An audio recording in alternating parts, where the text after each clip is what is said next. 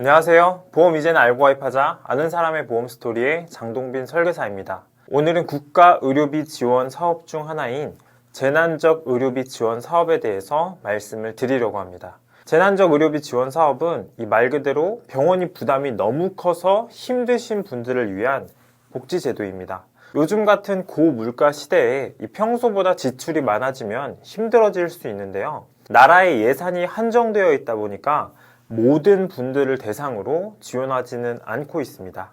그래서 어떤 분들이 이러한 혜택을 받으실 수 있고 국가에서는 과연 어느 정도로 지원을 해준다는 건지 제가 꼭 필요한 내용만 차근차근 말씀드리도록 하겠습니다. 먼저 어떤 혜택을 받으실 수 있는지 살펴보겠습니다. 재난적 의료비 지원 사업으로 연간 최대 5천만 원 한도로 내가 낸 병원비를 돌려받으실 수 있습니다. 1년에 받을 수 있는 횟수는 제한이 없지만 연간 입원과 외래 진료를 합해서 180일 이내로 한정됩니다. 이렇게 보면 민간보험인 실손보험과 어느 정도는 유사한데요. 내가 낸 병원비를 돌려받을 수 있고 연간 180일이라는 제한이 있지만 입원과 통원 모두 지원하고 있습니다. 그리고 보장하는 질환은 이 모든 질병을 보장한다고 하니 내용이 참 괜찮다는 생각도 들게 됩니다. 다만 정신병원과 한방병원, 치과, 요양병원의 경우는 개별 심사를 통해 지원 여부가 결정됩니다. 다음으로는 지원 대상인데요. 이 재난적 의료비 지원은 말 그대로 재난적인 수준으로 의료비 부담이 되시는 분들만 보장받으실 수 있습니다. 사람마다 부담을 느끼는 정도가 다르고 이 경제 사정도 다르기 때문에 몇 가지 기준에 맞는 분들이 지원 대상이 되겠습니다. 먼저 재산입니다. 환자 본인뿐만 아니라 생계와 주거를 같이 하는 이 등본상 가구 구성원의 재산이 7억 원 이하여야 합니다.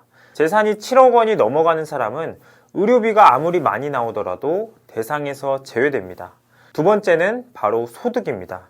재산이 내가 얼마 없다고 해도 소득이 많다면 대상에서 또 제외됩니다. 재난적 의료비 지원 사업의 대상자를 결정하는 기준은 바로 중위소득입니다. 중위소득은 매년 보건복지부에서 정하게 되는데 각종 복지 정책에서 이 대상자를 선정하는 기준으로 활용됩니다. 참고로 중위소득이란 우리나라 국민을 총 100명으로 두었을 때 이 50번째 소득 순위인 사람의 소득을 의미합니다. 평균 소득하고는 다른 개념이고요. 쉽게 말하면 우리가 학교 다닐 때 반에서 중간 등수인 사람의 성적이라고 보시면 되겠습니다. 중위소득은 이 가구원이 몇 명인지에 따라서 다르게 책정이 되어 있습니다. 참고로 2024년 기준으로 중위소득 100%는 1인 가구가 222만 8,445원, 2인 가구는 368만 2,609원, 3인 가구는 471만 4,657원, 4인 가구는 572만 9,913원입니다. 이렇게 가구원별로 중위소득 100% 이하인 분들이 지원 대상이 됩니다. 이 재산과 소득 요건을 충족했더라도 다음 관문이 남아 있습니다. 바로 의료비 부담 수준입니다. 병원비가 얼마 정도 나와야 재난적이라고 말할 수 있을까요? 그것도 다 기준을 마련해 두었습니다. 기초생활수급자와 차상위 계층은 연간 80만 원을 초과하는 의료비를 지출했을 때 80%를 지원합니다. 그리고 기준 중위소득 50% 이하는 1인 가구의 경우 120만 원 초과 지출, 2인 가구의 경우는 160만 원 초과 지출했을 때 의료비의 70%를 보장합니다. 추가로 이 중위소득 100%를 초과하고 200% 이하이신 분들은 소득 기준에 해당하지 않습니다. 하지만 의료비 부담이 크다면 개별 심사를 통해 의료비의 50%를 지원받으실 수 있습니다. 내가 중위소득이 100%를 초과하더라도 직장을 그만두었거나 과도한 채무가 있는 등 의료비 부담이 있을 수 있다면 이 개별 심사를 통해 50%의 지원도 받으실 수 있습니다. 내가 어느 구간에 해당하는지는 이 국민건강보험공단 홈페이지에서 내가 내는 건강보험료를 기준으로 내 소득 구간이 어느 구간인지 확인해 보실 수 있습니다. 이제 구체적으로 재난적 의료비 지원을 통해 병원비의 어떤 부분을 돌려받을 수 있다는 건지 살펴보겠습니다. 이 재난적 의료비 지원을 통해 이 보장받을 수 있는 금액은 이 지원 대상 항목에서 지원 제외 항목을 빼고 그리고 민간보험금이나 이 국가 지자체 지원금 받은 것을 뺀 다음에 우리 소득 구간에 따른 지원 비율을 곱해서 나온 금액이 우리에게 지원받을 수 있는 그런 금액이 되겠습니다. 지원 대상 항목이라고 하면 2, 3인실 입원료, 그리고 급여 항목의 전액 본인 부담금, 그리고 비급여 항목 등이 있습니다.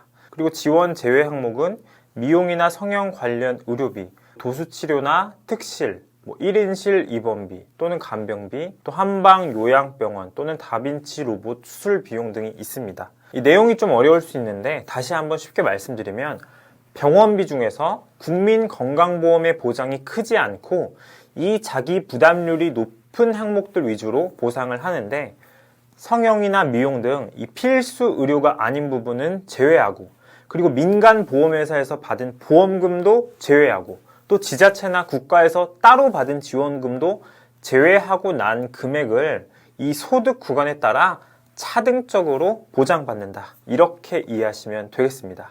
다음으로 신청은 환자 또는 대리인이 국민건강보험공단 지사에 방문하셔서 하실 수 있습니다. 신청 방법은 입원 중에 신청하냐 아니면 퇴원하고 나서 신청하느냐에 따라서 달라집니다. 먼저 입원하고 계신 경우는 퇴원하기 7일 전까지 신청하실 수 있습니다.